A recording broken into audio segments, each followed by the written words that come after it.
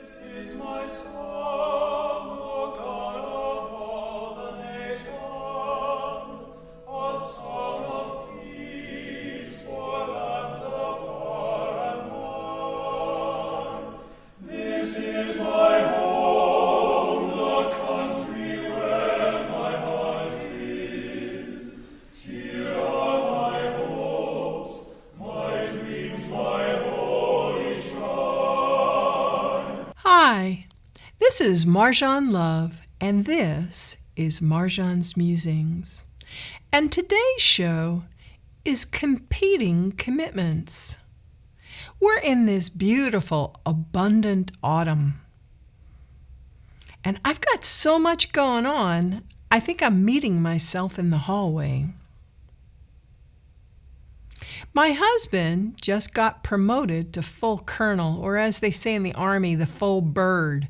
And the reason they do that is you get to wear an eagle on your cap and on your uniform.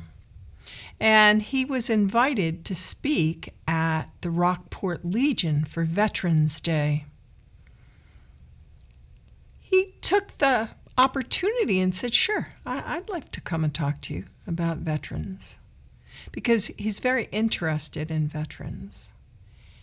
And then we found out that he's going to have to speak at the same time that we normally sing in choir at church, which is also a commitment.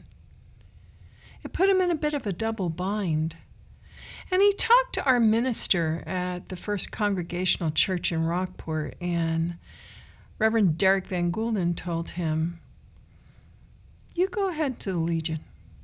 That's important. There are people who need to hear what you have to say. So I got excused from choir as well, and I'm going to go with him to the Legion. I think it's really important that if you ask people to dedicate their life to your protection, and when there is no war, the duty is boring, poorly paid, and frequently out in the middle of nowhere where you wouldn't want to live.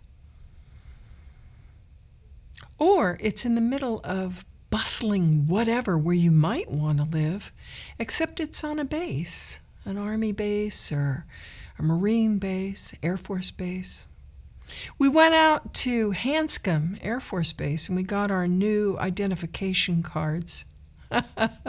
I was reminded of Deanie Dempsey, General Dempsey's wife, who I think did a wonderful Mary Poppins impression. She was the practically perfect person, the perfect haircut, the perfect clothing, the perfect manners, the perfect demeanor. And she said, you know, sweetheart, there's this old joke that says, if the Army wanted a soldier to have a wife, they would have issued him one. At the time, I didn't get the joke. Years on now, I'm starting to understand. Because when my husband got his ID's in color. When I got my ID is in black and white. And it's like, you know, you get to a certain age and no matter who takes your picture, you're like, oh boy. And I'm no exception to that rule. And I looked at this picture and I thought, oh my goodness. But I'm proud of him. It's been a long haul. And then I've got other competing commitments. I've told you before many times about NaNoWriMo. This is my NaNoWriMo 2016 shirt and my NaNoWriMo 2015 shirt and my NaNoWriMo 2014 shirt and my Camp NaNoWriMo. And I brought this one in, even though it doesn't happen in November, it happens in the spring, because I love the little slogan. An idyllic writer's retreat, smack dab in the middle of your crazy life. And the challenge of 50,000 words in 30 days is a bit daunting.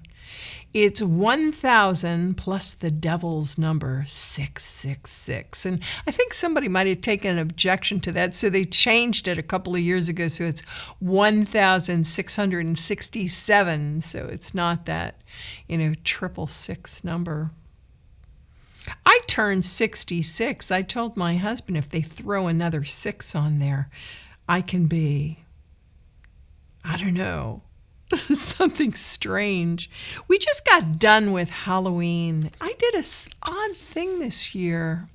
Because of the diabetes, I didn't buy any candy. I did a whole duck and cover routine. I turned the lights off, went to the interior of my house, and I sat there working on that lace scarf that I told you I was going to go to Ithaca, New York, and I was going to learn how to make a lace scarf. I really worked on it. It's a forest of pins and pastel variegated yarn in silk. I realized, like many other things in life, if you try to create something that's intricate and delicate and beautiful, it takes a lot of time and effort. I can remember when I first started with NaNoWriMo that I was a winner back in 2013. I didn't understand the nature of the contest.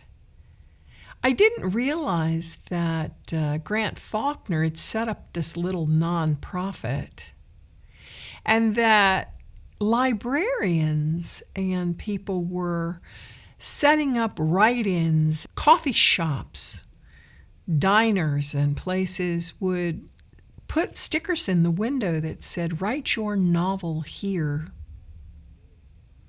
So I did all this work, over 2,000 words some days and not quite up to the quota other days.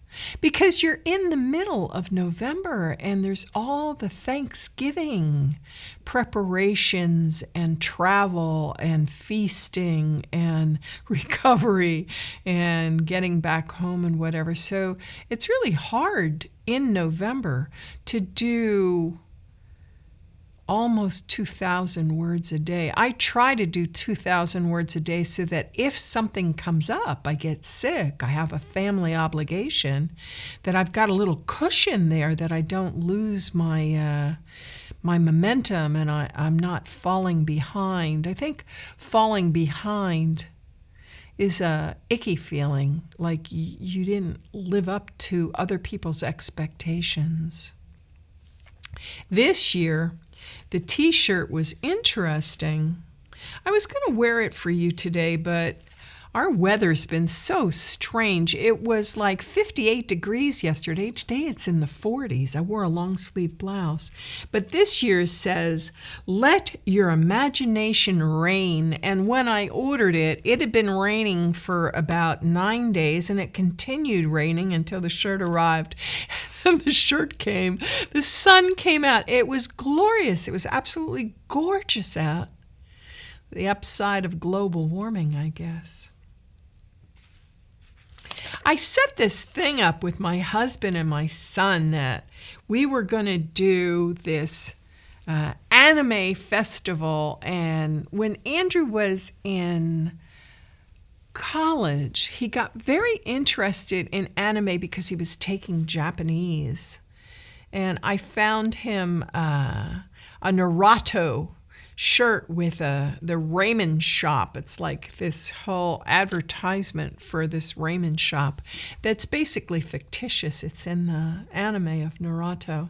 And I got my husband a Sasuke-kun, and I got myself this tiger, and we were going to do the animation festival. And then my Andrew's now working down at Revere Public Access Television, and the local teams were doing well, and he wound up having to go out on shoots for sporting events, and we didn't get to go. The cinema ran the anime festival without us. I was kind of sad a little bit. It reminded me, though, that Kevin and I went and we saw a documentary about Mr. Rogers, and we got to meet Mr. McFeely. And I have a Mr. McFeely autographed photo, which I thought was kind of fun.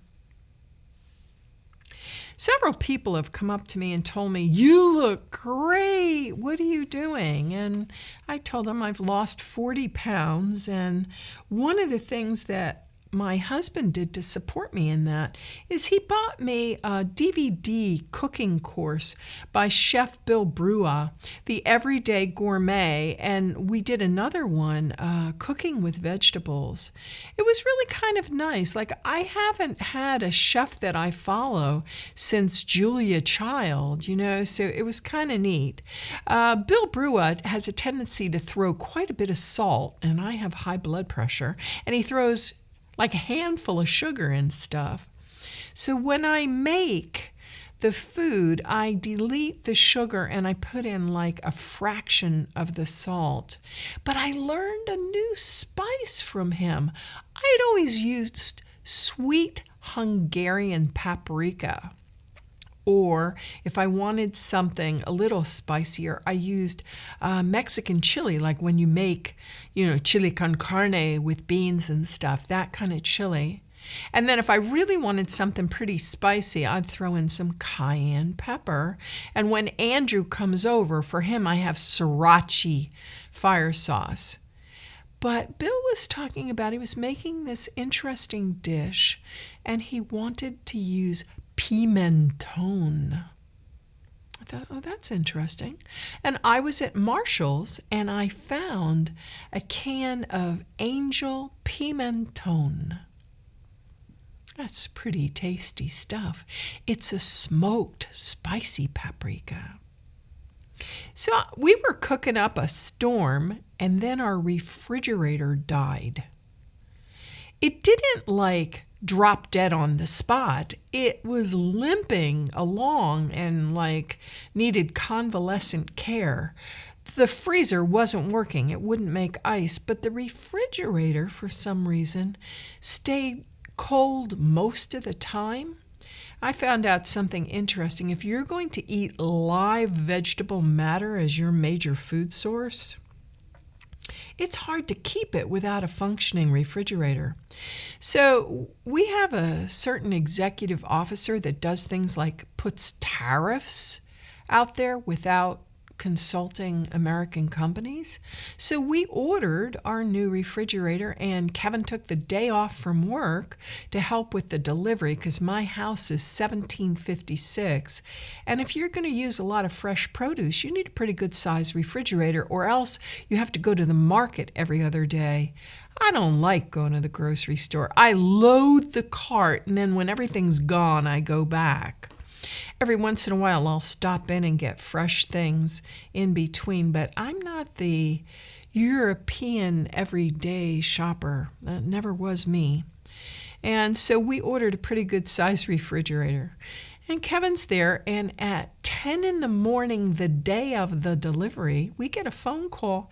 They're not coming. They couldn't get the parts from China for the inside of our American-made refrigerator because everything's interconnected globally now. And we had to wait an additional 3.5 weeks before we finally got our fridge. When the two small of stature, very muscular men showed up, and they didn't speak much English, they said, "You can't have this refrigerator. You've got to get a smaller one. We're not going to be able to get it in your house." Well, my husband said, "Don't worry about it. Have them put it in the mudroom," which is also the pantry. "I'll take apart the door frame," which he did, but they took the old refrigerator out. Whoa, lo and behold, black mold growing in the back of my refrigerator because the little plastic tube that brings water into the ice maker had been leaking. So the wooden floor and the horsehair plaster had black mold growing up the sides. I have a dear friend, Betty Lou Schlem. She's an artist and an art teacher. They found black mold in her art studio. Suffice it to say, you can get really sick if you live with the spores of black mold. They can get in your sinuses and in your lungs, and they can really injure you. I don't know if any of you remember the pneumonia Legionnaire's disease. It had nothing to do with the Legion. They just happened to be at a hotel whose air conditioning system had been infected with black mold, and they caught this mold spore pneumonia, and several of them, being elderly and not in the best of health, died. This pneumonia got labeled Legionnaire's disease when really it was a fungal infection. The reason I mention that today is I've been noticing black mold inside of peppers. You cut the pepper open, and some of them are moldy. And there's black mold inside potatoes. And I've tried, the Stop and Shop and Market Basket and Shaw's. Everybody's potatoes seem to have black mold in them. And I thought about vectors of infection. Nowadays, we use potato harvesting turbines that dig through the soil. They're supposed to be washed down and bleached in between farms. If the poor person driving that heavy equipment is tired on the way home and doesn't bother, and one farm has a mold infestation or blight, think the great potato famine in Ireland, potato blight. If that gets on the blades and he goes to the next farm, he spreads that contagion. I'm kind of on a roll about contagion. I prompted my spouse to try out for the Cape Ann Symphony Singers. And he was a little hesitant. He would have to audition solo in front of the choral director, Wendy Betts. I had to talk him into it and make him a steak dinner. But he did it, and he got in, and we've been practicing on Tuesday nights with the Cape Ann Symphony Singers. And even though Wendy handed out a flyer about how to take care of your voice and to stay hydrated and to make sure that when you drink liquid, you drink enough liquid, and coffee and tea don't count. Although I prefer coffee and tea to plain water, I have been chugging 8-ounce glasses of water. There was also a section on don't come to rehearsals if you're sick, and don't sing if you're sick. Well, one of the ladies I sing with came down with streptococcal pneumonia so bad she wound up in the hospital. And the very next rehearsal, I'm sitting in that section. We sit in the same section. I don't do really well on the high notes in the ledger lines above the staff anymore. When I was young stuff, I could do it, but like I said, I turned 66. And the lady sitting next to me was sniffling and sneezing and coughing and sneezing. And I finally said to her, if you're sick, you shouldn't be singing. And she turned around and looked at me and she said, if you're sick, you need to power through. As if droplet propagation of germs was still a theory that hadn't been proven. 7 people in my section were out sick last week, and I had to sit in the back of the church because I didn't want to spread my germs, but I thought by listening to other people singing and listening to the director make the corrections. Don't breathe here. Accent that. You need to speed up on these words. You need to slow down, be very soft and intense in this passage. That kind of information would help me even if I was hoarse and congested and I couldn't sing. But when I was young and I was working on my master's degree, I did a stint on neonatal intensive care unit, and there was this very arrogant, cocky resident who would never wash his hands, and he would never glove and gown like you're supposed to near premature babies who don't have good immune systems. And he came in one day sick and sneezed. I don't know if the man ever managed to become a doctor. 7 babies in the droplet spray area died. That's why they teach people the vampire cough. You cough into your elbow now. I'll say that again because it's hard to hear on the mic if you have an elbow in your face. But it's called the vampire cough. You cough into your elbow, or you sneeze into your elbow. You do that because in the old days, people would cover their face with their hands. But then you touch things and you spread the germs that way. And viruses and bacteria can be lethal, especially for people with weakened immune systems. Maybe they're undergoing chemotherapy, or maybe they're elderly. Or maybe they're like me and they have Hashimoto's disease.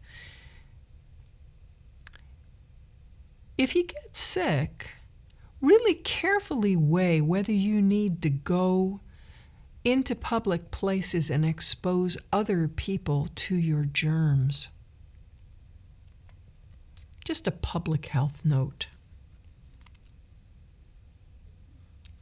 You know, sometimes I find that I'm not as sharp mentally as I used to be. I've been taking an art class at the Rockport Senior Center, and it's kind of fun for me. I sing with a woman, Elizabeth Hardy, and I went to Passports to see her solo show there, and she's now teaching a class on Wednesdays at 1 in the afternoon. It was a little strange for me. I felt like I was back in art school.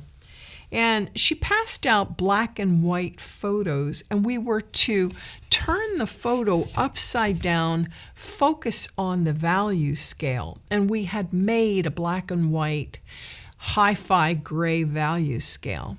And we were supposed to, with the picture upside down, come up with the image.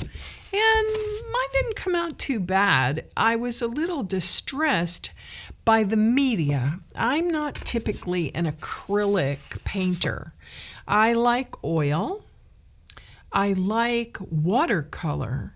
There was a point at which I was working in pastel, but I found pastel very hard to preserve and archive. It's the powdery substance can fall off the substrate, off the paper, and you wind up with your image being bruised or smeared, damaged. And if you put chemical fixative on it, it dulls down your whites and your colors quite a bit. So there we are working in acrylic. I was miserable. You're using group equipment, which isn't taken care of the same way that I take care of my equipment at home. But the group is fun. They were sweet and funny, and I really enjoyed when we got to work in color. I wound up with a painting out of a black and white photo where you were to colorize it yourself. And I looked at it later, and I had darkened the area near the dory to make the dory pop because it was a limited palette painting. You could pick 3 colors, one of them a neutral, either black or white, and then I picked red and this sort of blue-greeny blue. It looks like the dory is like falling off the side of the earth. I don't know. And then when I got it home, it's like split in the middle. It looks like 2 different paintings. But it's kind of fun, and it got me into this thing of using an unpreferred, unfamiliar media. I mean, I've worked in watercolor and oil for decades, but I don't do much with acrylic. I've done the Christmas pony from a Christmas show a couple of years ago and 2 angels with acrylic. But that's a little different. You're working in the round on a 3-dimensional sculpture. And I show up at the senior center and I'm there going, where is everybody? And then the van driver comes, and the van driver is looking for people that are supposed to be going out to the mall, and there's nobody there. And the 2 of us are wondering what's going on, and he leaves. And then my teacher from Oriental brush painting comes in, and she goes, Marcia, what are you doing here? And fortunately, she had invited me to come. And I said, well, Carla, you did invite me to come. And she looked at me funny. Suffice it to say that I told her I would mention that she's doing a simple and elegant flower arranging class for the holidays. And it's Tuesday, November 27th, December 4th, 11th, and 18th. So it's only 4 classes, and it's $40, and it's at the Rockport Council on the Aging. But since I was there and I had all my gear, she let me stay, and her class is my preferred media, the media that I like to use. And it was interesting that, like Elizabeth, she was working monochrome. Now, this isn't really totally monochrome. It's all blue, but it's Prussian blue with some ultramarine and I think a little bit of cobalt. So it's all one hue, but it's not monochrome for sure. But it was kind of fun. We were supposed to channel the moon and bring the moon forth by going in very lightly wet and then slowly darkening and bringing the image out. It was kind of interesting. The 2 classes are very different. Like Elizabeth did this thing, monoprints, which the writer, Georgia Sands, she published her work under the name George, pronounced Georges in French, because at the time it was very difficult for a woman to get published. I mean, almost impossible. And she came up with the idea of painting on a glass plate, putting printmaking paper on it, and lifting it off. I got to see her home. And Chopin, her companion, I got to see Chopin's piano. They had an interesting life. She dressed in men's clothing because she didn't have a whole lot of money and couldn't cope with the expensive ladies' fashions. Bit of a renegade in her time. I was at the Second Glance, where I live some of the time. I think they're going to start charging me rent. And I found this old Bowflex book because I've been trying to buff up. I've come from a size 22 down to a size 18. And at Marshall's, I actually got into 4 different pairs of size 16. They do not look good. I can get in them, but I'm not wearing that out in public. It's kind of odd, we're going to sing with the Cape Ann Symphony. We're going to do the holiday pops, and we have to wear these black outfits like a uniform up on stage. Going through all my outfits. I used to sing with the Songbirds, and I sang with the Clear Lakes Chorale, and I sang with Sonia Pryor. And it used to be the Rockport Community Theater, and then it became the North Shore Theater. I have all sorts of black clothing for performances. It was interesting to me to go through my closet to see what was now too big, what was still too small, what actually fit. I hope I pass inspection.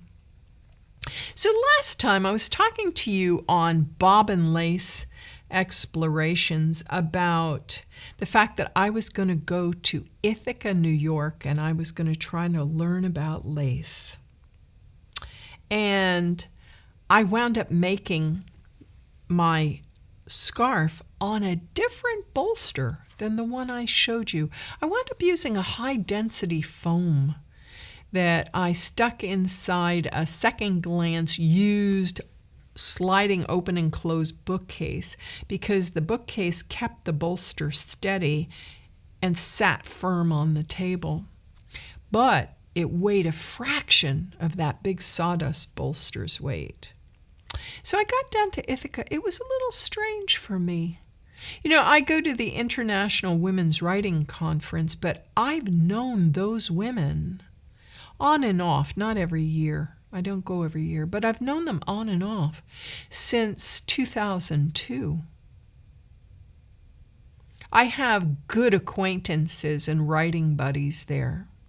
Not the kind of bosom friend that Naomi that I told you about, my best friend for 47 years.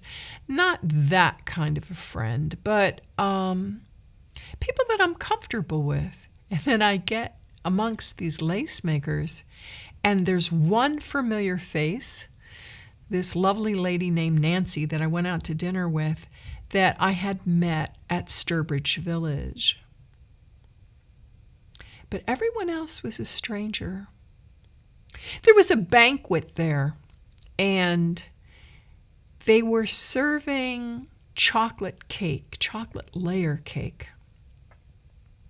And they were passing out slabs. I mean, you could split that 3 ways, right? And like I've told you, I have the diabetes now. And I sat there in a quandary, and then I realized that there were more than 2 choices. Choice number 1, eat the cake, get a hellacious blood sugar spike, and possibly injure myself. You know, you can go into a diabetic coma. You can go into a sugar coma if you're not careful. And the other option was sit there with no cake and feel sorry for myself. And then I thought of, you know, kind of having the mindful day, you know, the Buddha's idea, the middle way. And I jumped up from my companions at the table, and I went and I asked the waitress, I said, could you bring me a very small slice of that cake? I'm diabetic. And she brought me a centimeter slice. I got to eat cake with everybody else. I got a little buzz, but I didn't knock my entire body out of whack for the next 3 days. And my teacher, Onyx Days, what a hoot. We were laughing so much, people in other classes were jealous of us. We had a great time. Then there was the bazaar, you know, where everybody brought out their wares and their goodies. And there was a lovely Japanese lady who made, remember I told you about those Binchi bobbins that are really called banche, the banche bobbins? She uses those, and she makes beautiful, beautiful representational art. One of the things she did was an iris that was lovely. So I'm at the sale, and first I'm in like culture shock because there were a couple of people who took credit cards, but a lot of the people selling things there were older and had little small businesses like mine on the neck used to be, and they weren't up for credit cards. You had to either write them an old-fashioned check, which I didn't bring any, or you had to give them cash, and I didn't have a lot of cash, and the hotel was kind of older. There was no ATM, but the hotel was kind of older. And so the van driver who goes to the airport and picks you up in the limo and brings you back to the hotel, he drove me to the bank, and I got a cash advance, and I went in and I bought things with cash. And I am a colorist, and based on this lovely Japanese lady that I had a couple of meals with suggestions, I went and I bought these beautiful silks. I've got autumn colors and roses and gorgeous greens and misty colors and a series of blues. I don't want to tell you how much I spent. I'm like, oh my goodness. My husband forgave me. I'm like, Fortunately for me, I was able to pay that lady with a credit card. But I met this lovely couple, John and Carol Abbey. They spell their name Aebi, and he's a woodworker. And he makes absolutely exquisite Swiss bobbins. They are beautiful. Do you remember I told you about that tombolo that I was interested in? You only need a few pairs of bobbins. You are actually making a ribbon with the lace. And I also was interested that he had these cherry wood and elastic holders. And I told you I went from 16 pairs to suddenly 88 bobbins. That's a whole lot more bobbins. And so these little lovely cherry wood and elastic things help you to organize the bobbins so that you can put a whole section of them away so that you have room on the bolster to work on your stitches.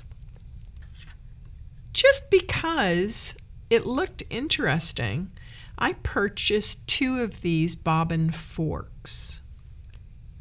These are wonderful. I wound up calling the Abbeys and I ordered more because I'm going to start doing a project in a thicker yarn soon. And then there was this lovely little acorn on purple heartwood, and I was like, what's that? It had 2 holes in it. What it is it's a bridge.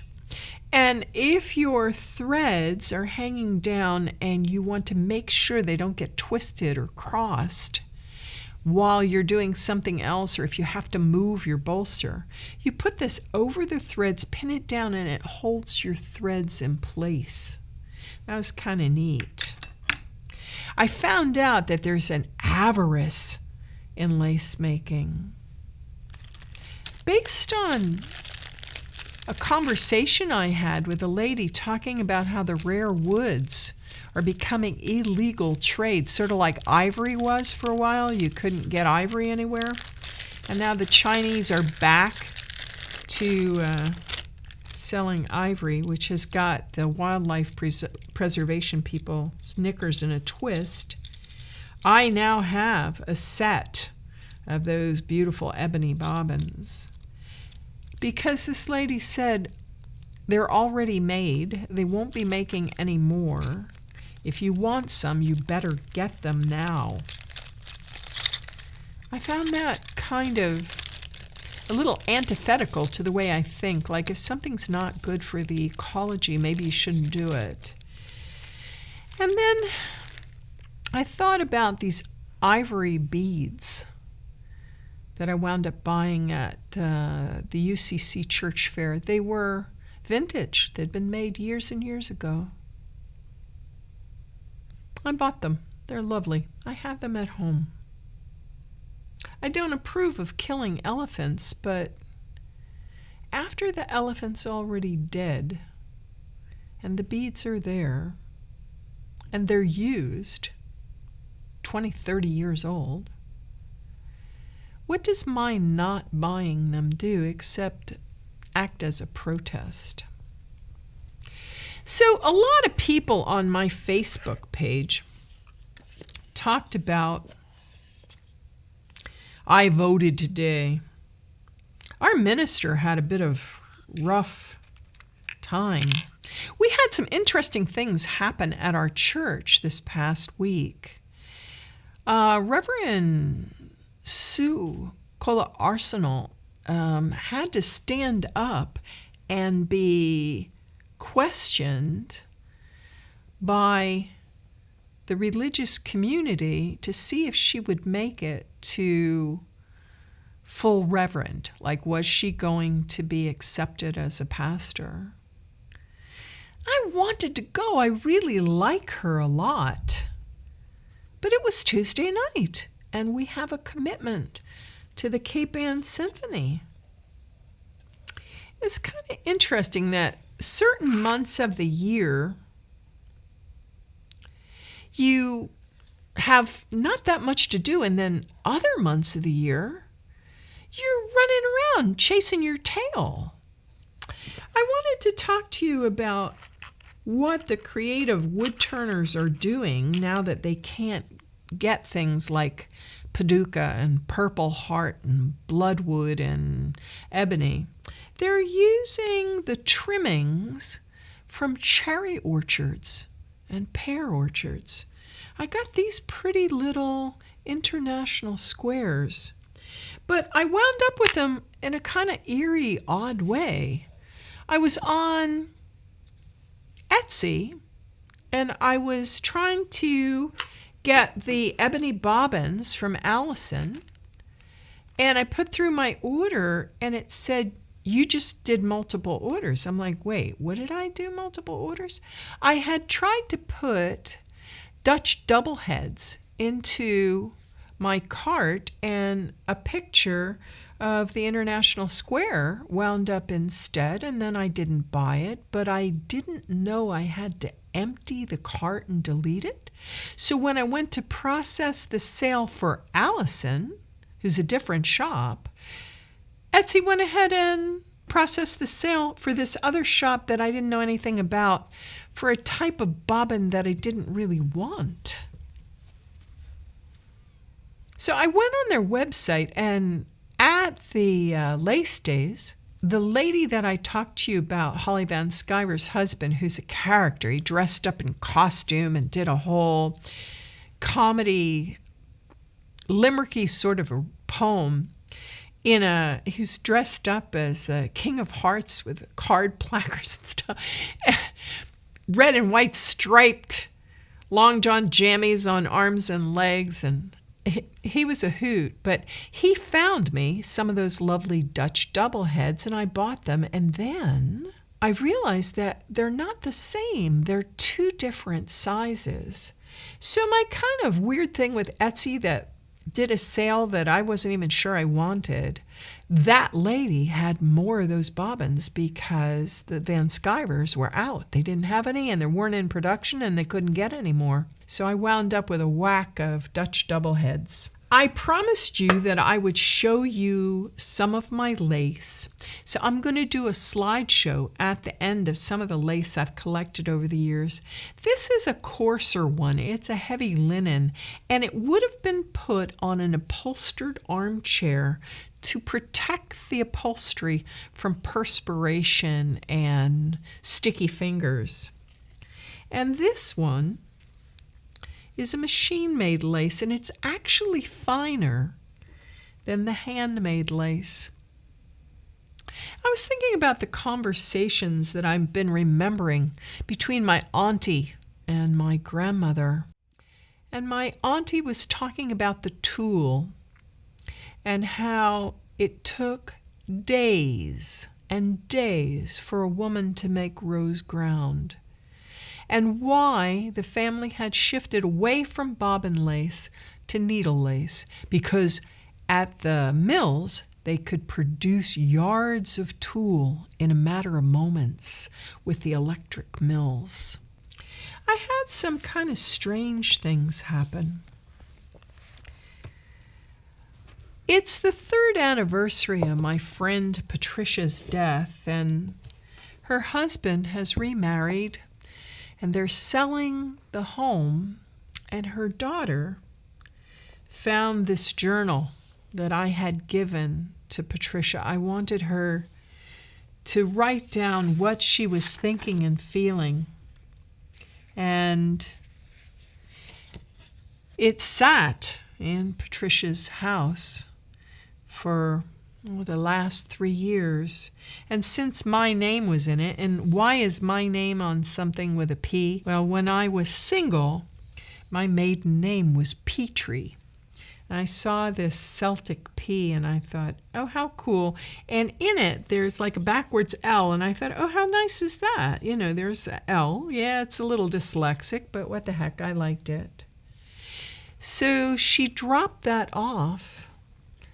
And I brought you in something very special today. I hope I can tell you about it without crying. Patricia and I had gone to Boston, to the Boston Museum of Fine Art, and we had seen wet ink. And it was a display of Japanese sumi ink paintings. And we liked the idea of this one exhibitor there who had a long brush like this, and he used it with sweeping motions, and he danced the Tai Chi with his brush. And later, I was at the Peabody Essex Museum, and they had this gorgeous piece. I bought it, and Patricia took it home. We were going to, I don't know how many of you are artists that used to go to Charette's, which is no longer there, the entire chain folded. But I went to Charette's, and I had bought these rolls of paper, and we were going to lay out these rolls of vellum. Dunk the brush in quarts. I bought quarts of India ink. We were going to dance the Tai Chi. I can remember at her funeral, I'm usually pretty circumspect in public. I lost it. I cried my heart out. And one of the ladies at the church was kind of worried about me and asked me what was going on. And Patricia was close to me. I mean, her husband was a full bird colonel. They lived all over the world. She raised 3 children on military bases and taught art to the wives, the wives who weren't issued to their soldiers and their children. She understood what it was like to be the wife at home for a year or more sometimes, while the person that you love very deeply is in a war zone, and any moment they can be killed. Any moment they can be asked to participate in something that might cause them guilt and grief for the rest of their lives. Because we're all taught the 5th commandment, at least we used to be.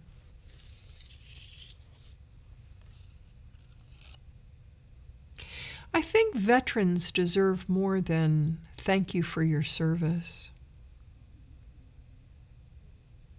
We were at the commissary,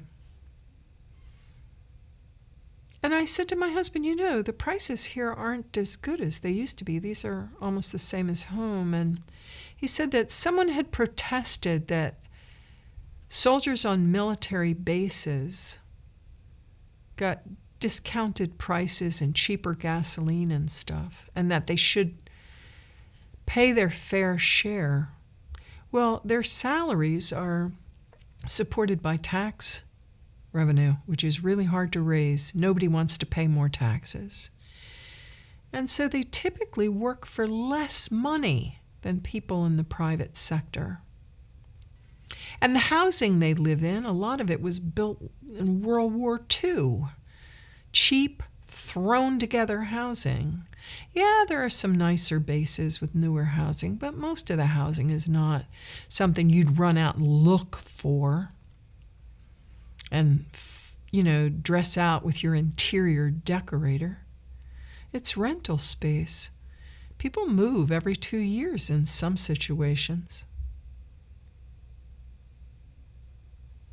I found it sad that they did away with the state tax forgiveness for soldiers on base. Just a thought. I went in and voted. I had to do it 3 times. The first time, I was really interested in the questions and I wasn't paying too much attention to the instructions, and I put X's. In the old days, when a human being scored your votes, they would have seen the X's. They would have known who I was voting for. It's now done by machine. The machine spit it back out. The guy said, no, you have to fill in the dots. I filled them in. It got spit out again. Some of them were not completely filled in, and some of them were filled in and went outside the lines. I'll show you a photo. A great many people over the age of 50 wind up with some sort of tremor. Non-intention tremor, shake all the time, like in Parkinson's disease, or an intention tremor caused by various other illnesses. Some medications cause tremor. I was thinking, is that how the government will prevent seniors from casting their votes? Sort of like hanging chads during Al Gore's win of the popular vote. Bothered me. So I asked the people at the polling place, I said, do you have anything for handicapped people? Somebody who has cerebral palsy, someone who's had a stroke. How do they cast their vote? He said he didn't know, but he would find out. I think in a little town like Rockport, that'll probably happen. I sure hope it does. Doesn't wind up being like this t-shirt that I have at home that says, land of the free, not available in all areas. Some exceptions apply. When you go out and about this fall, especially during Thanksgiving, be kind to one another, be gentle with one another, try not to share your germs, and I'll see you next month. I'm not sure what the show will be about yet. I'll try to think up something interesting for the 60th episode of Marjohns Musings.